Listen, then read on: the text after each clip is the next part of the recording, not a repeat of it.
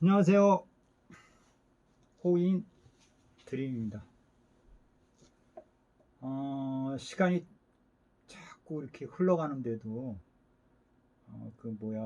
질병 문제가 쉽게 해결이 되지 않고 있습니다. 빨리 좀 이제 풀려야 될 것 같은데 잘 안 돼서 경제도 문제고 사회가 참 많이 혼란스럽습니다. 이 와중에 이제 간혹 이제 여러분들이 이제 질문을 이게 언제쯤 끝날 것인가, 이 질병이 이거를 이제 질의를 자꾸들 하셔가지고 이걸 구성학적인 개념으로 한번 이야기를 해보겠습니다. 항상 이제 구성학의 기본 원칙은 이거예요. 중궁에 무엇이 와 있느냐, 그것이 원인이다, 이렇게 제가 표현을 합니다. 그럼 올해 뭐가 와 있냐 이렇게 물으시면 올해 여러분도 아시는 것처럼 중궁에 7이 들어와 있습니다. 7이라는 상의를 가지고 한번 우리가 고민을 해봐야 됩니다. 7.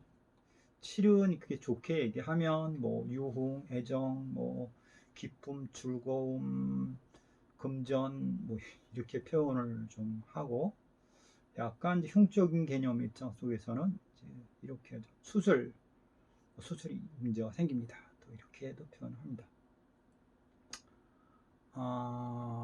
그럼 이제 그게 이제 문제를 일으키는 변수 쪽으로 바라보려고 그러면 다른 이면을 바라봐야 되는데, 그 이면이 뭐냐 하면 7이라는 변수 자체는 호흡기라는 뜻이 있습니다.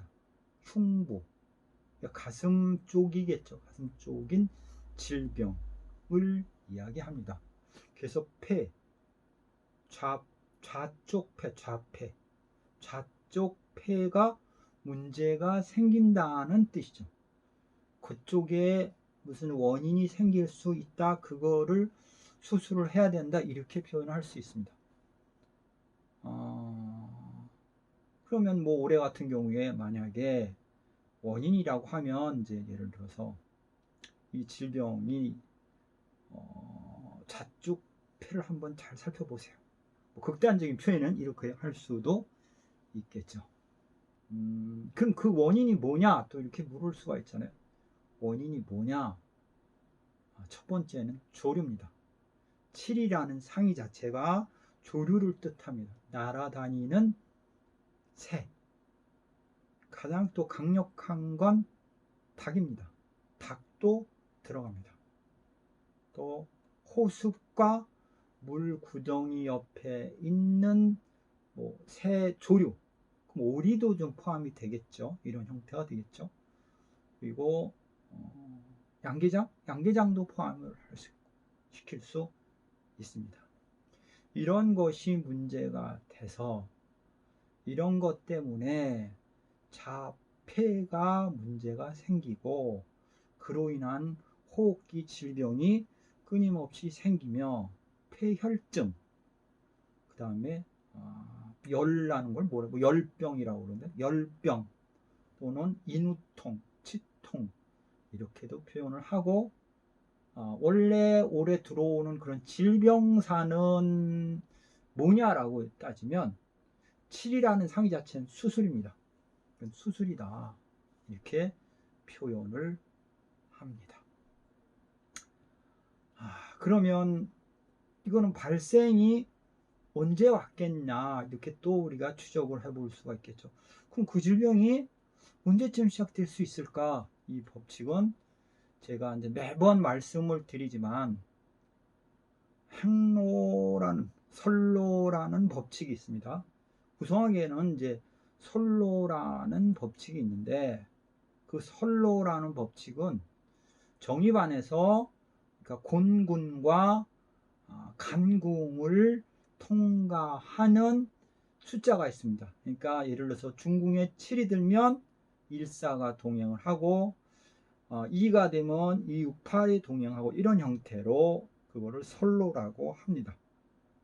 올해 7이 들어왔으니까 그러면 그거는 언제 시작했냐라고 물으면, 따지면 중궁에 1이 들었었던 해, 또 4가 들었던 해, 이때 이런 질병의 원인의 요소가 있었을 겁니다. 이렇게 표현을 하는 거죠.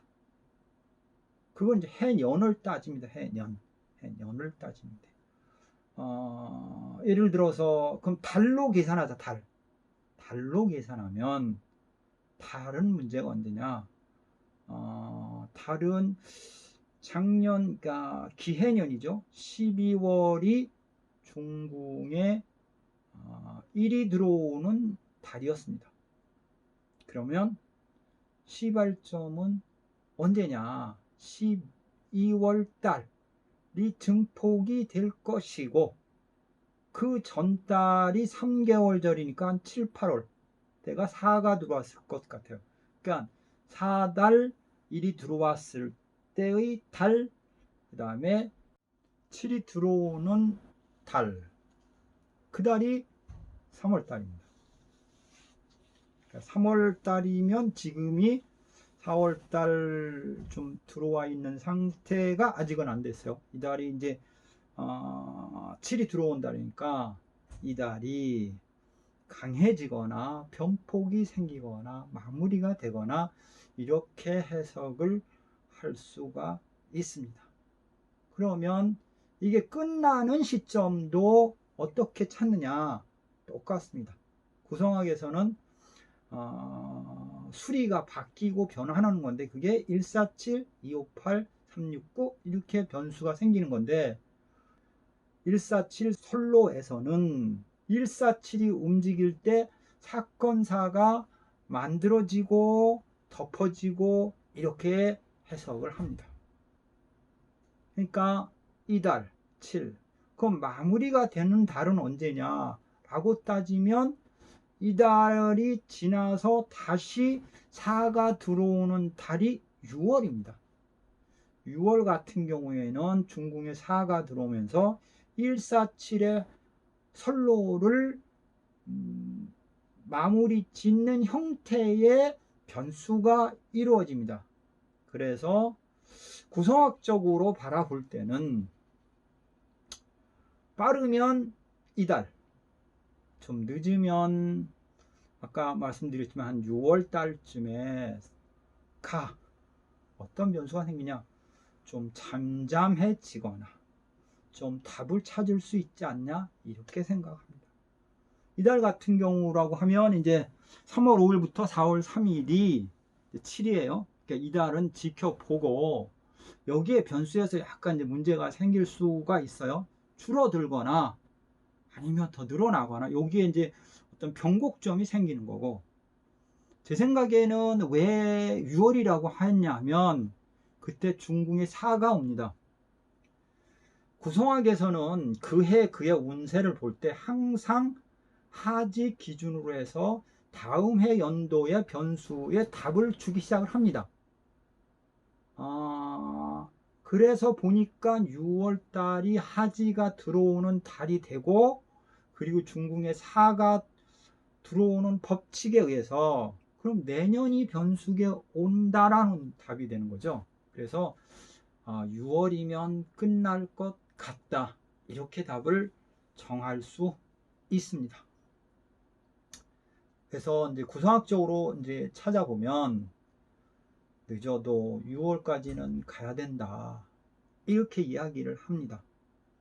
그러면 6월에 끝난다는 얘기냐라고 따지면 그렇지는 않습니다. 그거는 뭐냐면 아까 제가 뭐 구성학에서는 6월을 기준으로 한다 했지만 그냥 6월부터 그런 기운이 와 있다 이렇게 단정을 짓습니다. 그러면 다시 뒤집어서 얘기하면 누군가 저한테 와서 올해 내가 땅이 팔립니까? 라고 와서 물었습니다. 이때 주는 답은 뭐냐면 이분이 땅이 매매되는 수가 내년임에도 불구하고 올해부터 기운은 왔습니다. 6월부터 자꾸 물어오는 사람은 많을 겁니다. 이렇게 답을 드립니다. 그러니까 올해 팔리는 건 아니고 기운은 장장장 왔다가 내년이 가야 그게 마무리가 된다는 뜻이죠. 그렇다고 하면 지금의 이 7병도 그때 많이 수그러지기는 한다. 근데 낳은 뜻, 안 낳은 뜻 변곡점을 가지고 가면서 올해 한 해라는 경자년 2020년은 이 질병이 꾸준하게 갈 것이 아닌가 이렇게 생각을 합니다. 이유는 내년은 중궁의 6.25입니다. 6.25면 그거는 이제 258 선로의 법칙에 의해서 변수가 바뀌는 시점이 되기 때문에 이때부터는 새로운 사건사를 만들게 되겠지요. 258 이거는 전쟁과 권력과 폭군과 뭐 이런 겁니다. 군인과 경찰. 요거는 제가 이제 다음에 또 언제 이제 찍겠지만 258은 전쟁, 국가 이런 겁니다. 지금 우리가 4월 달에 선거가 있습니다. 선거를 시작하는 시점부터 뭐 6월이 되면 어떤 변수가 또 생기겠죠. 어쨌든 이 지금 질병의 문제는 언제 끝나냐? 다시 말씀드리면 6월 정도가 되면 좀 많이 좀 나아지겠습니다.